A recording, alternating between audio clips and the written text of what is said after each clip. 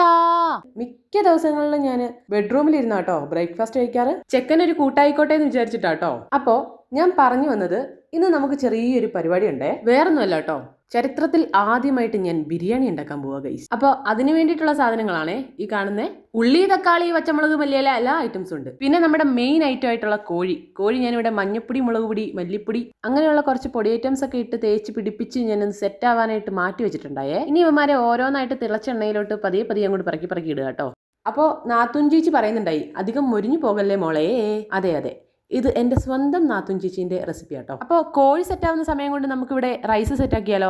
Oil ഒഴിച്ച് പട്ട, കിട്ട, ഗ്രാമ്പൂ, ഏലം അങ്ങനെയുള്ള ഐറ്റംസ് ഒക്കെ ഇട്ട് മൂത്ത് വരുമ്പോൾ അരിക്ക് പാകമായിട്ടുള്ള വെള്ളം ഒഴിച്ച് അടവയ്ക്കുക, തിളക്കട്ടെ.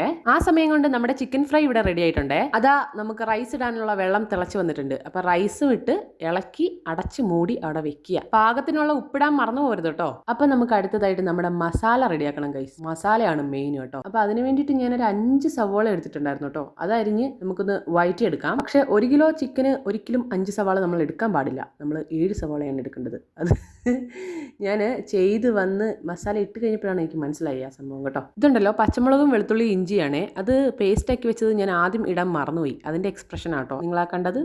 അപ്പോൾ നമ്മുടെ ബിരിയാണി ഉണ്ടാക്കുന്നത് കാണാനായിട്ട് ഒരാളോട് എത്തിയിട്ടുണ്ട്. ആ ആളാണ് എവിടെ കിടന്ന് വട്ടം കറങ്ങുന്നത്.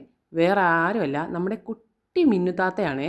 അപ്പോൾ അവൾ പറയാ, ബിരിയാണി ആണെങ്കിൽ ചേച്ചി ഞാൻ കഴിച്ചിട്ടേ പോവുള്ളൂ, എനിക്ക് ഭയങ്കര ഇഷ്ടമാണെന്ന്. അപ്പോൾ ഞാനും പറഞ്ഞു, കഴിച്ചിട്ട് നീ ഈ വീട്ടിൽ നിന്ന് ഇറങ്ങിയാൽ മതി. അപ്പോൾ നമ്മുടെ ബിരിയാണിക്ക് വേണ്ടിയിട്ടുള്ള മസാല ഇവിടെ റെഡി ആയിക്കൊണ്ടിരിക്കുകയാണേ. അപ്പോൾ ബിരിയാണിക്ക് എന്തായാലും ബിരിയാണി മസാല മസ്റ്റ് ആണല്ലോ. പൊടി അധികമായോ എന്ന് നോക്കുന്നതല്ല കേട്ടോ. മസാല ഇട്ട് കഴിഞ്ഞപ്പോൾ അതിന്റെ മണം പിടിച്ചതാണേ. ചിലർക്കെങ്കിലും ഈ ഒരു ശീലം ഉണ്ടാവും അല്ലേ, മണം പിടിക്കുന്ന ശീലം. എനിക്ക് ഭയങ്കരമായിട്ട് ഇഷ്ടപ്പെട്ടു കേട്ടോ. മസാലയുടെ ടേസ്റ്റ് അടിപൊളി, എനിക്ക് ഭയങ്കരമായിട്ട് ഇഷ്ടപ്പെട്ടു. ഞാൻ വിചാരിച്ചില്ല ഇത്രയൊക്കെ അങ്ങോട്ട് സെറ്റാവും എന്ന് ഞാൻ വിചാരിച്ചില്ല കേട്ടോ. അപ്പം നമ്മുടെ മസാല റെഡിയായി, നമ്മുടെ റൈസ് റെഡിയായി. അപ്പം നമുക്കിനി എന്താ വേണ്ടേ, അടുക്കി അങ്ങോട്ട് ലെയർ പോലെ സെറ്റാക്കുക. ഇങ്ങനെ ചെയ്ത് വന്നപ്പോഴാട്ടോ മനസ്സിലായത് മസാല ഭയങ്കരമായിട്ട് കുറഞ്ഞു പോയിന്ന്. കുഴപ്പമില്ല, ആദ്യമായിട്ടുള്ളതല്ലേ, നമ്മൾ അങ്ങനെയൊക്കെ അങ്ങ് സമാധാനിക്കുക. നമ്മൾ തന്നെ നമ്മളെ സമാധാനിപ്പിച്ചതിന് ശേഷം കുറച്ച് മല്ലിയിലൊക്കെ വരിയിട്ട് ഞാൻ അങ്ങോട്ട് അടച്ചു വെച്ചു കേട്ടോ. ഒരു 10 മിനിറ്റ് അങ്ങനെ ഇരിക്കട്ടെ. പിന്നെ ചെറിയൊരു സാലഡ് ഉണ്ടാക്കി. ഞാൻ സ്വന്തമായി ഉണ്ടാക്കിയ മാങ്ങാച്ചാർ എടുത്തു. ഇപ്പം അധികമൊന്നും കാണാൻ കിട്ടാത്ത ബിരിയാണിക്കൊപ്പമുള്ള ഒരു മുട്ടയും എടുത്ത് വെച്ചിട്ട് ഞാൻ കഴിക്കാൻ പോയി. By the Y.